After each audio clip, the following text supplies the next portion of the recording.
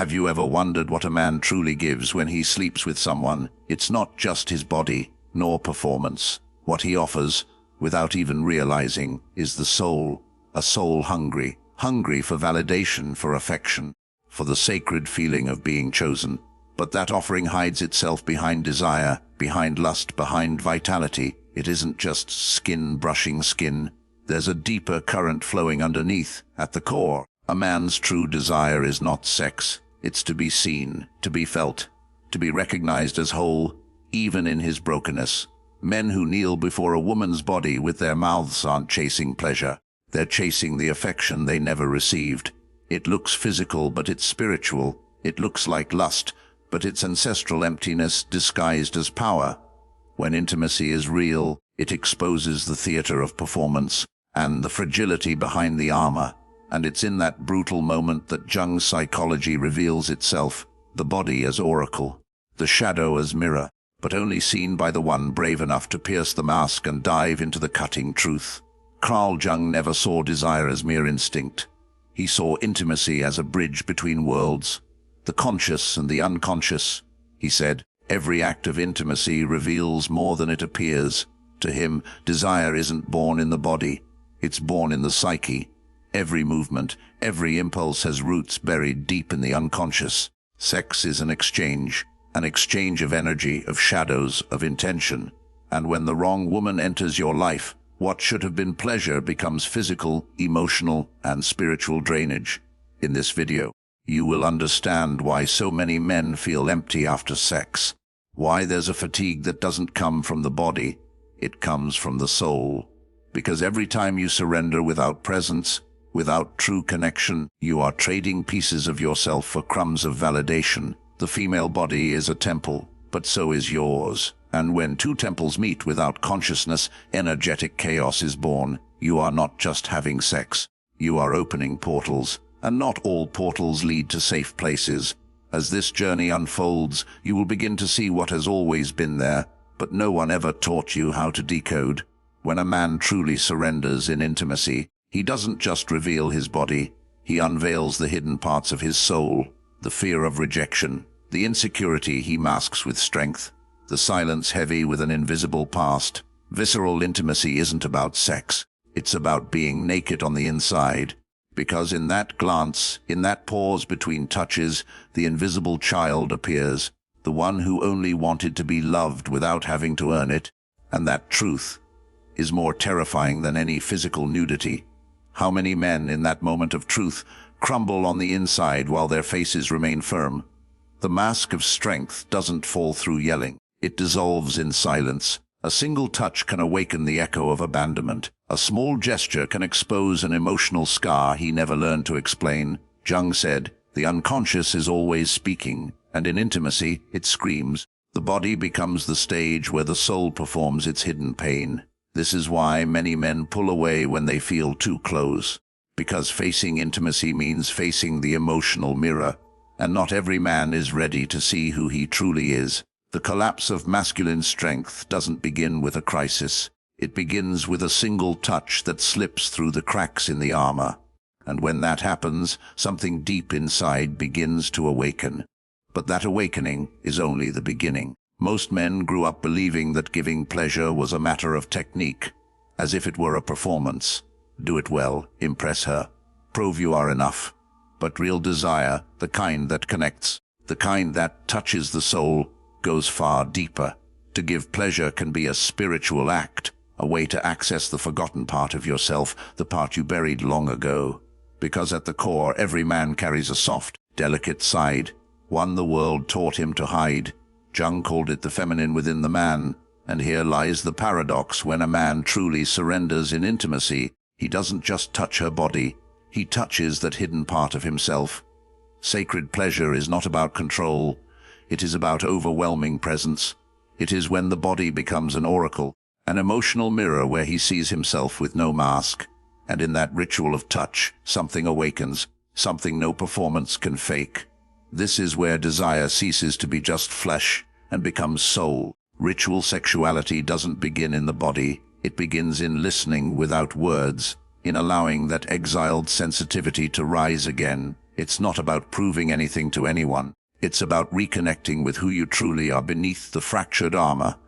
And when that happens, pleasure becomes healing. But for many men, that still feels too dangerous. Many say they want love, but deep down, what they crave is approval. Desire doesn't just come from longing to connect with another. It comes from ancestral lack, the desperate need to finally be chosen. As if in every relationship, the invisible child inside is waiting for someone to say, "I see you. You matter." And that is where the trap begins. Because when the thirst to be loved is greater than the ability to love yourself, the man begins to shapeshift. He erases himself, he bends, he sacrifices his soul for crumbs of acceptance. Have you seen that man? The one who does everything, who is always available, always kind, and still he is ignored. It's not that he is wrong. It's that he is trapped in an emotional loop.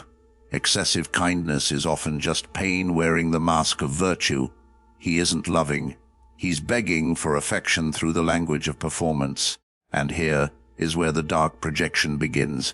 He expects the other person to save him, to rescue him from his lack of self-love. But that never works. It takes courage to look inward and ask, what am I trying to prove? Because sometimes that effort to be the perfect partner is just a denied reflection of a self-esteem in ruins. And when a man understands that truth, he begins to dismantle the theater of performance. He begins to access his raw presence, the part of him that doesn't need to be perfect to be loved. But to reach that place, he must face his own shadow, and it is in that confrontation that the game changes completely. Carl Jung once wrote one of the most brutally honest truths in all of psychology: what you do not make conscious will appear in your life as fate. And that is exactly what happens to so many men. They believe they are making choices, but in reality, they are just repeating unresolved pain. The shadow is the hidden, wounded, rejected side of the self. It takes the wheel of a man's life without him even noticing. And so every relationship becomes a repetition of old trauma, a cycle that never closes. This is why intimacy can feel like a minefield, not because the other person is toxic, but because the wounds within are still open. He approaches with the mask of strength, but inside he is collapsing. He looks to the other for a solution to the existential emptiness he has never healed. In this inner battle, the body becomes either a fortress or a bridge. It all depends on how he faces emotional nakedness, as a threat or as an opportunity for healing. The shadow is not what you hate. It is what you hide from yourself. That fear of being weak, that panic of being rejected, that invisible thirst for approval, all of it lives in the unconscious, waiting for its moment to emerge. And where does it emerge? In the touch that triggers memory, in the emotional mirror of intimacy, in the repeated choices that look like coincidence, but are not. Every man at some point will project onto another what he has not yet discovered within himself. He looks at a woman and, without realizing it, turns her into everything: lover, mother, confidant, savior. But the problem is not in loving, it's in expecting someone else to fill what is empty inside. That is not love. It is the shadow's projection of ancestral lack, a phantom desire for an affection he never lived. And that projection almost always ends in frustration, because when you place someone on a pedestal, you're not seeing them. You're seeing the reflection of your own wounded soul. That idealization becomes an emotional prison, because with the first mistake, the whole castle collapses. The man who once projected greatness now feels contempt. Desire turns to resentment, all because he tried to find outside what he was meant to awaken within his sleeping animal. His denied sensitivity, his deep inner presence. It is in this desperate search to feel complete that many men lose themselves.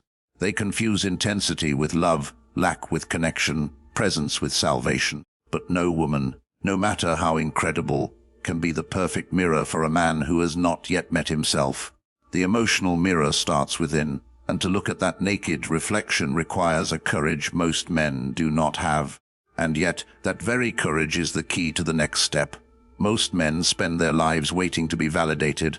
A compliment, a choice, a soft touch that whispers, "You are enough." But the truth, however sharp, is this: that validation never lasts because it comes from the outside. and whatever comes from the outside will always leave. True healing begins the moment a man realizes he no longer needs to beg for affection, because that thirst to be chosen can only be quenched when he chooses himself first. Self-knowledge is the key, not as theory, but as a living practice. To look inward with raw presence, to listen without words, to face the existential void without running. It is in that place, where the soul lies in ruins, that true masculine awakening begins. Intimacy stops being a performance and becomes a mirror of truth. Desire, when it is born from within, does not beg. It invites. It dances lightly. It becomes an expression of the soul. That is the moment when sexuality transforms into ritual, no longer an escape, but a return. Where sacred pleasure no longer comes from emptiness, but from fullness. Where the shadow becomes an oracle and silence becomes wisdom. But to reach that sacred ground, a man must pass through the prison of the ego and tear off, one by one, the masks of strength. And in that pilgrimage, he finds something the world tried to bury, his exposed humanity. Not every woman deserves access to your body, much less to your energy. Sex, when unconscious, becomes an open channel through which your life force can be drained, without you even realizing it. There are women, emotionally wounded, addicted to drama, disconnected from themselves, who carry within them a void. And when you merge with that void, it devours the most sacred parts of you, your clarity, your strength, your direction. You leave the encounter more empty than when you entered, and still you believe it was pleasure. What she lived with other men, her emotional addictions, her unconscious pacts, all of that is etched into her body. And sex is the doorway through which those energies enter your life without asking for permission. You are not just having sex with her body. You are engaging her energy, her traumas, her unresolved demons. And if you are not awake, that fusion becomes contamination. You begin to feel fatigue, apathy, confusion, and you don't even know why. This kind of intimacy is an invisible exchange, but it is devastating. It means nothing to have physical strength, fake confidence, or post spiritual quotes on your feed if, in practice, you keep opening yourself to women who live in chaos. It takes energetic discernment, presence, and a new pattern of choice. Because as long as you keep giving yourself to anybody just to silence your emptiness, your soul will remain in ruins. And one day it may never return from where it was taken. Now answer honestly. How many times did you give yourself to someone thinking it was just desire, but left the bed more lost than before? How many times did you confuse pleasure with connection and gave your energy to someone who didn't even know how to care for her own? The answer may hurt, but it might also free you. Because from this moment on, you can no longer say you didn't know. You now understand that sex is not a game, it is a ritual, that the body is an oracle, and every intimate choice you make either rebuilds you or buries you deeper into your own abyss. Now, the choice is yours. Will you keep offering yourself fully to someone who only wants a piece of you? Or will you finally start requiring a level of consciousness worthy of your soul? If this message shook something inside you, comment below the part that spoke to your soul. And if this reached you, share it with the men who are still asleep. Subscribe, because what we are revealing here is not just about sex. It's about who you are when no one is watching, not performance, presence.